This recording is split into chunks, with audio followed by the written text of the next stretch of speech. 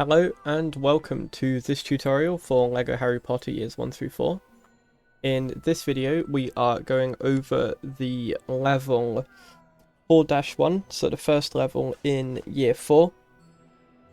Obviously because this is kind of the start of a year, we start it from the Leaky Cauldron itself. And basically just when we kind of enter onto this pad, that's when we start the level.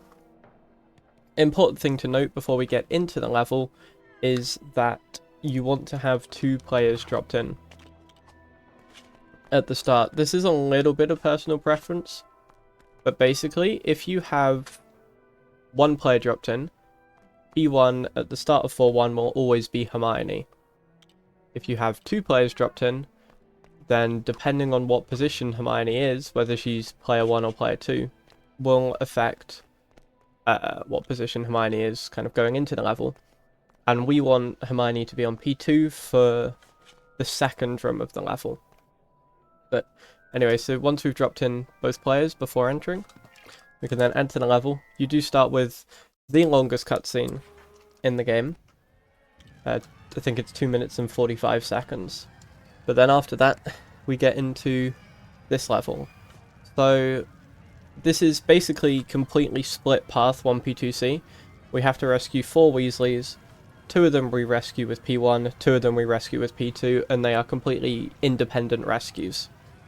So we'll go through the P2 method first, because P2 is a lot easier. So with P2, you run over here. It doesn't really matter which spell you're on. But you're going to free this one here, just with a shot. Generally shooting anywhere around here is okay. What I tend to do is if the first shot misses, I'll back it up by shooting about here. And normally it'll target onto the character. And then once you're over this way, across here you want to switch to Wingardium Leviosa. Because we then use magic on this frying pan. And that's the second Death Eater freed. And then what I do here is I switch to Crookshanks because we need to be on the pet spell for the start of the next room. With player 1, then what we do is at the same time, we'll go over here and we've got to go up and shoot this Dementor 3 times. Or Death Eater, sorry, 3 times. So we shoot once there, once there, once there. Once those 3 shots have gone off, lift the table. And then we are going to do a skip. Normally, Hermione's by the invisibility potion and we have to collect items to do the invisibility potion, whatever. But instead, we can do a Lumos jump over this wall here. This Lumos jump is a bit difficult, especially when doing 1P2C. But basically, what I like to do is activate Lumos before I get here. And then I want to line myself up with this blue firework. This blue firework is a really good indicator of where to be, because then you line up with the firework and just Lumos jump directly upwards, and you end up this side of the wall. If you try and Lumos jump over here, you tend to get hit with sliding collision and be forced back. But anywhere kind of over this blue firework tends to work well. Want to show it one more time, there we go. If you go too far this side, you can kind of get pushed in, but sometimes you do also get sloped. But then once you're here, jump round, and then free the final Weasley. And that's room 1 done. So moving on to room 2 now. Obviously we ended room 1 with Crookshanks there. Or with Crookshanks on P2, and that's very important because we start this next room immediately by doing a wrong warp. Which is where if you put a pet down, falling off an edge, and then interrupt that with Wingardium Leviosa, then the character will warp to 0-0 on the map. In this case, that is about here. Oh sorry, 0-0 on the map is kind of just behind this. It's slightly out of bounds, just here. So we have Hermione on here. And we target Hermione with Wingardium Leviosa. Okay, Ron got targeted there, that's unfortunate. Like so. And Hermione is now at 0-0, but crucially out of bounds. And from here, we've got to be very careful to kind of tread the line here. So we want to stay out of bounds, and this out of bounds gets quite thin, especially around here. You kind of really got to make sure to tread the line here. And then you can kind of, once you get to this point, you can start holding up. And there's kind of a wall which will keep you out of bounds like so. And then now we're out of bounds with Hermione. We can go over this way. And we are going to hit an end trigger here. This end trigger hits the opening, or hits the cutscene after the level completion, the 4-1. So it's a little bit different. As a note, you can't do this in Replay Story. In Replay Story, instead what you have to do is pop in bounds just behind this barricade, and there's a trigger which takes you to the boss fight.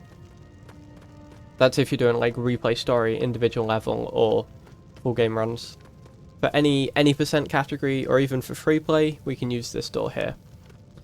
And the way we use this door, it's just inaccessible for Hermione to reach it.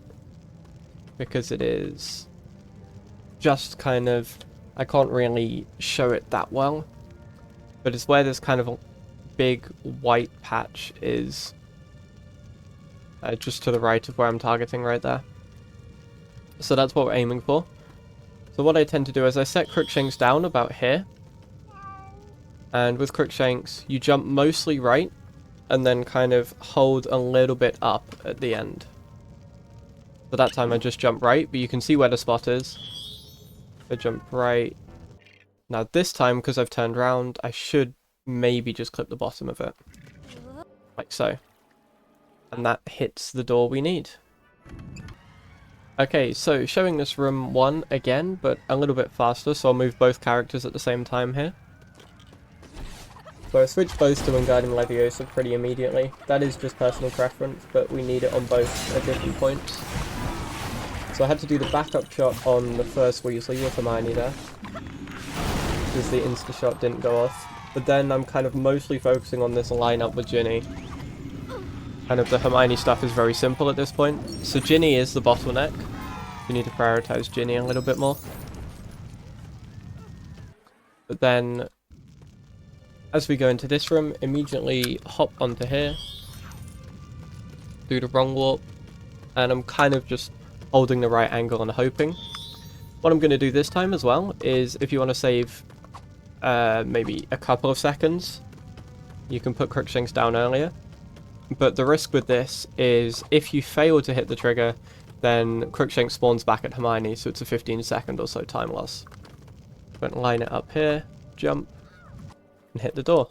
So it's a very quick level, if all goes well. But obviously, if something goes wrong with the 1P2C or the Lumos jumps or trying to hit the end trigger, then it can kind of snowball. But yeah, it's not too bad of a level. So yeah. Thank you very much for watching, and I will see you in the next video.